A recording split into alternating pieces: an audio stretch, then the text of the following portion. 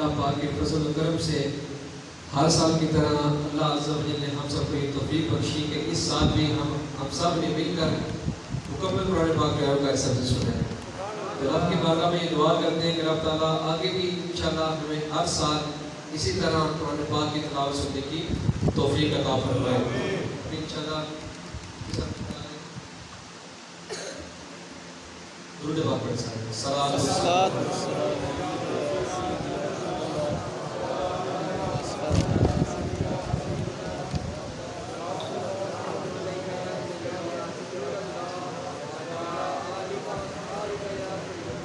السلام علیکم ورحمۃ اللہ وبرکاتہ۔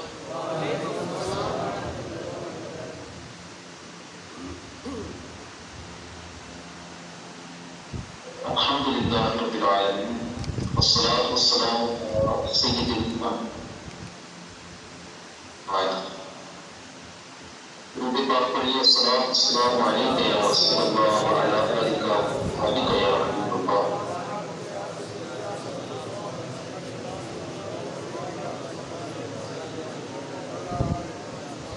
السلام علیکم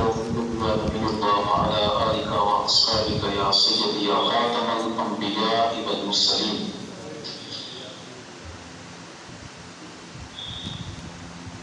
امید ہے آپ سب خیریت سے ہوں گے۔ اللہ پاک آپ سب کو سلامت رکھے۔ اللہ پاک نے الحمدللہ ہم کو رمضان مبارک کا بابرکت مہینہ عطا فرمایا اور اللہ پاک نے ہمیں اپنے گھر میں بیٹھنے کی توفیق عطا فرمائی۔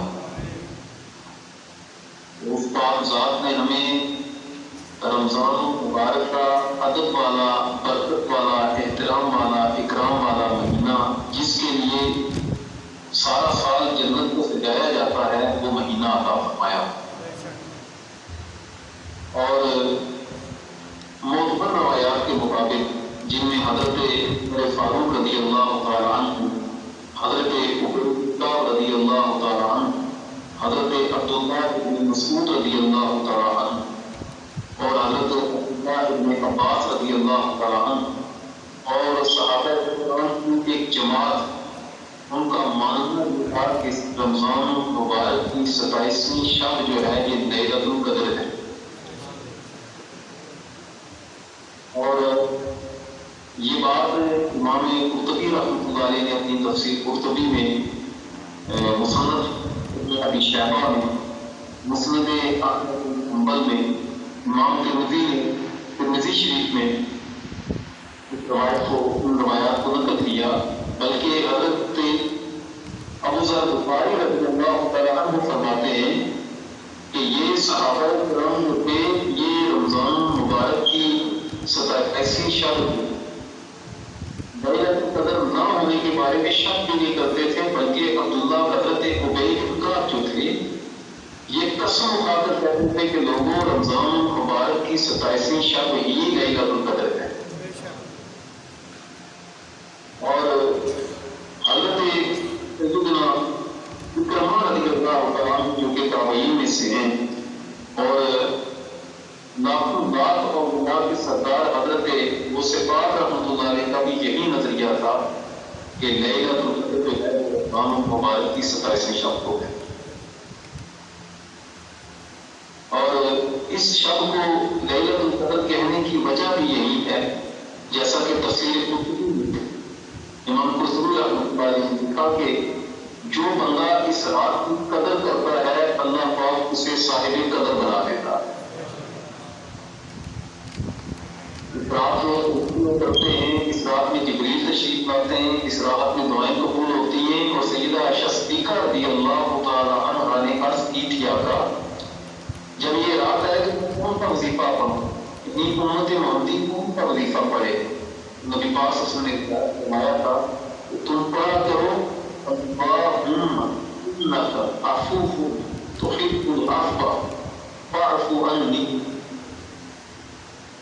اے اللہ تو معاف کرنے والا ہے، معاف کرنے کو پسند کرتا ہے، تو اللہ مجھے بھی معافی عطا فرما۔ آپ لوگ کہ اس بابرکت رات میں اللہ پاک نے آپ کو اپنے گھر بیٹھنے کی توفیق عطا فرمائی۔ بزرگوں نے ارشاد فرمایا کہ رمضان المبارک کی جو آخری عشرے کی طاعت رکھتے ہیں، بلکہ سرکار دو عالم صلی اللہ علیہ وسلم کی حدیث مبارکہ ہے کہ رمضان المبارک کی آخری عشرے کی جو طاعت رکھتے ہیں ان میں لیلۃ القدر کو تلاش کرو، ان میں سے کوئی ایک رات لیلۃ القدر ہے۔ بزرگوں نے فرمایا کہ ان 5 راتوں میں جو آخری عشرے کی 5 راتیں ہیں ان کو زندہ رکھو، ان میں عبادت کرو، اللہ پاک ہر سال تمہیں لیلۃ القدر کی فضیلت عطا فرمائے گا۔ اور آپ لوگ خوش نصیب ہیں کہ حضرت مولانا قاری محمد صدیق صاحب ان جیسی شخصیت کو اللہ پاک نے ہماری مسجد میں قرآن سنانے کے لیے چنا۔ ماشاء اللہ حافظ قرآن ہے اور ان کا یہ 34واں مسئلہ ہے یہاں پر، اور آپ وہاں پر بیٹھے ہوئے آپ نے ان کو سنا، جن کو اللہ پاک نے توفیق عطا کی کرم فرمایا، آپ نے ان کا قرآن سنا۔ اور قرآن ایک ایسا اللہ پاک کا دیا ہوا تحفہ کہ جو اللہ پاک نے اس ببرکت رات میں عطا فرمایا۔ اور قرآن کے بارے میں ایک ہے کہ دیکھ کر پڑھنا، دیکھ کر پڑھنا، کیونکہ اللہ تعالیٰ دیکھ کے پڑھنے کا ثواب عطا کرتا ہے، دوسرا دیکھنے کا بھی ثواب عطا کرتا ہے۔ اور قرآن کے مسئلے کو کوئی چھوڑے تو اللہ اس چھونے کا بھی ثواب عطا فرماتا ہے۔ قرآن کو کوئی حفظ کرے تو اسے جب وہ فوت ہوگا تو اس کے جسم کو زمین کی مٹی نہیں کھائے، اور قرآن کو جو پڑھائے یعنی حفظ کروائے یا اس کی تعلیم دے تو سرکار دو عالم صلی اللہ علیہ وسلم نے ارشاد فرمایا خیرکم من تعلم القرآن وعلمہ، تم میں سے سب سے بہتر وہ ہے جو قرآن پڑھے اور دوسروں کو سکھائے۔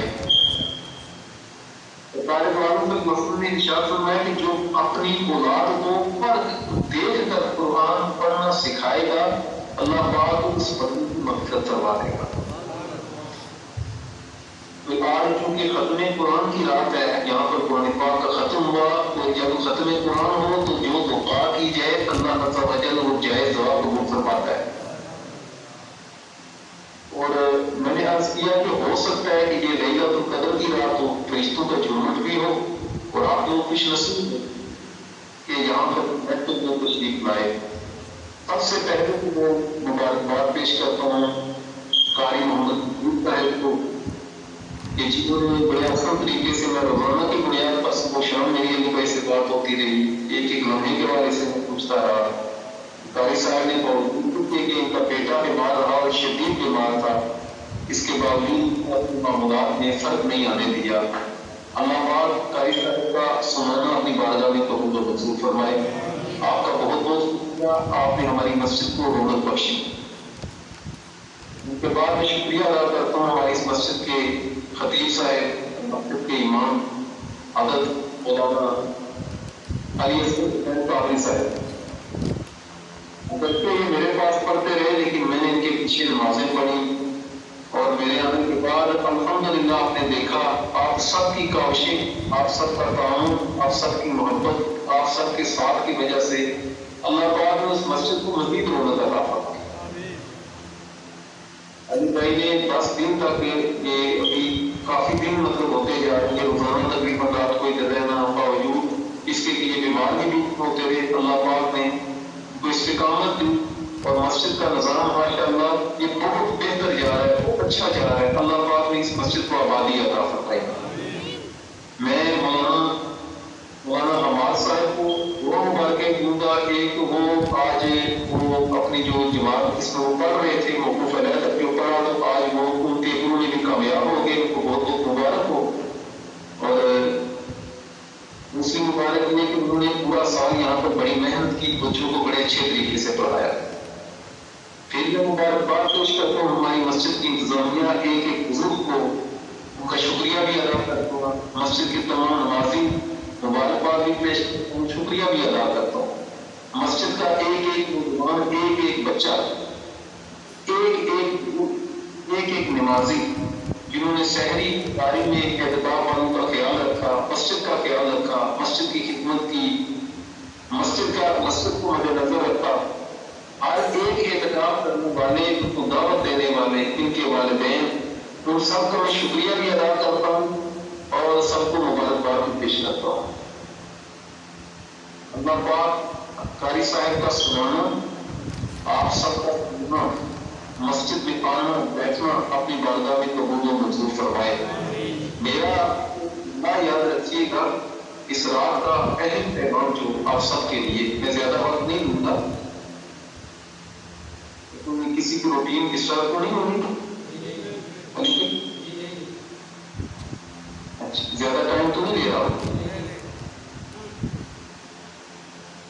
درود پاک پڑھیے، السلام علیکم یا رسول اللہ وعلی آلہ وصحبہ اللہ۔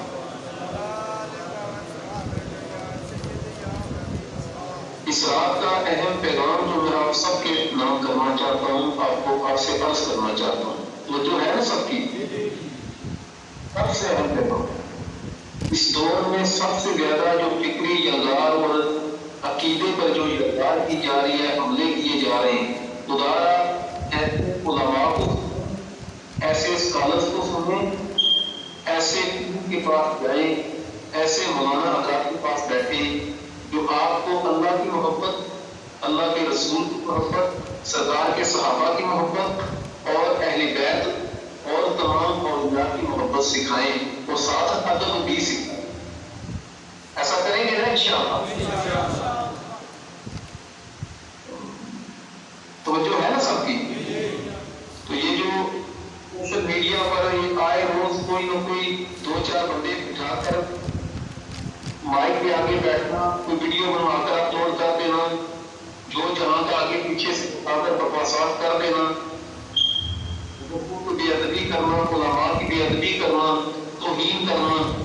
ایسے بدبختوں سے اپنے آپ کو بھی بچائیں، اپنے دوستوں کو بھی بچائیں، خود بھی بچیں، اور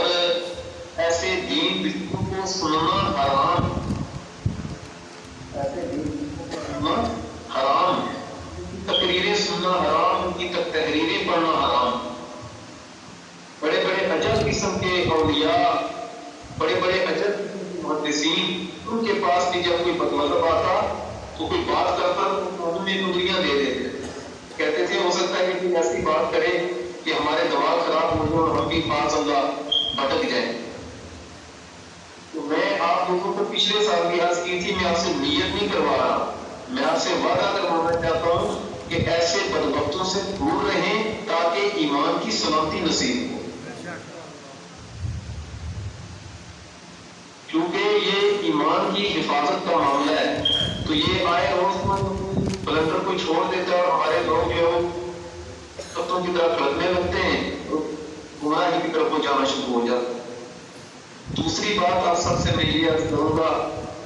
کہ اپنی اپنی مسجدیں آباد ہیں تو دین کا علم جو ہے، دین کا پرچم سربلند ہے، اپنے علماء کا ادب کریں اور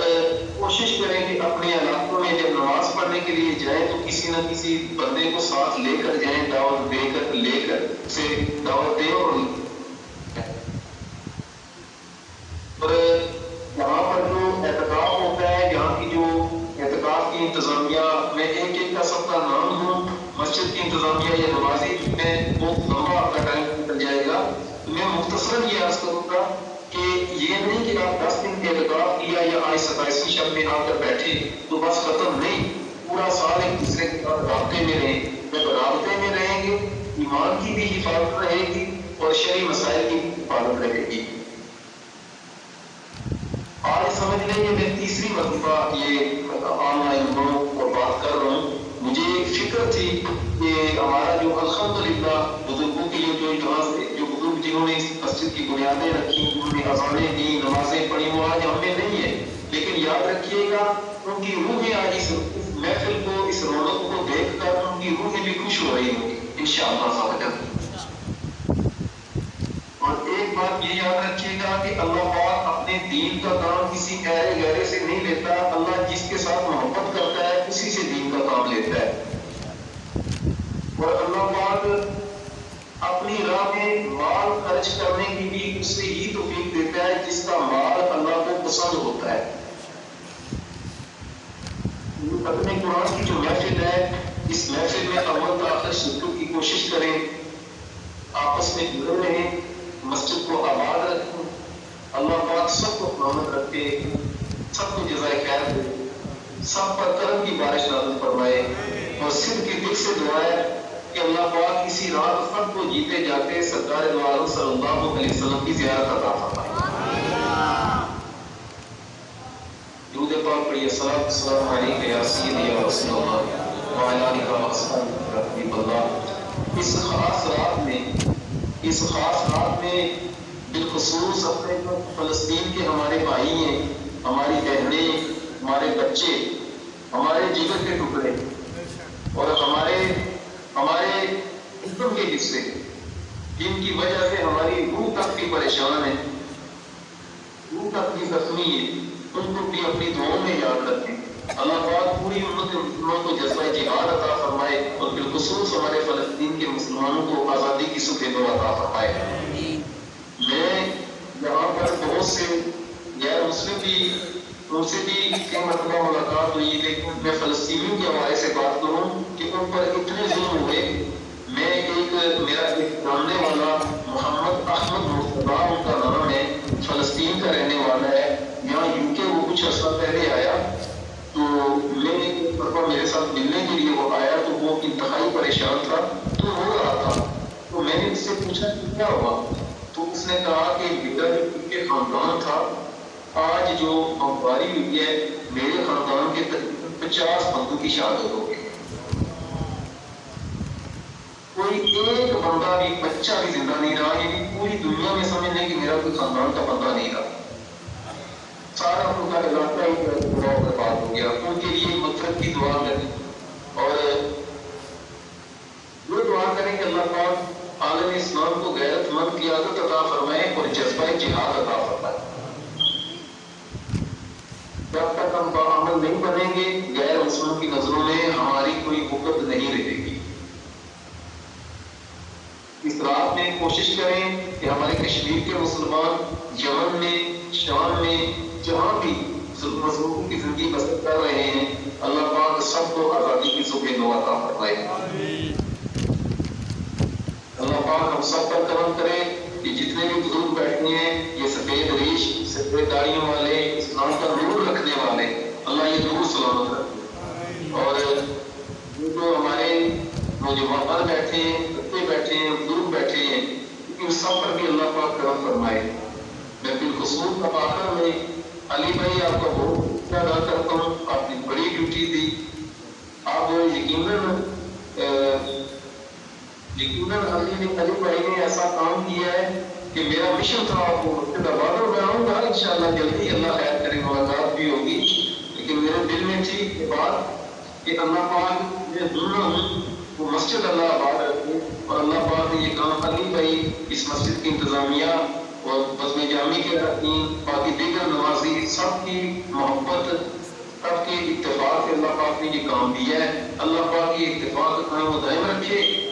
اور اللہ پاک سب کو ایمان کی سلامتی عطا فرمائے، آمین بجاہ نبی صلی اللہ علیہ وسلم۔ میرے لیے بھی دعا کیجیے گا کہ اللہ پاک ایمان کی سلامتی عطا فرمائے۔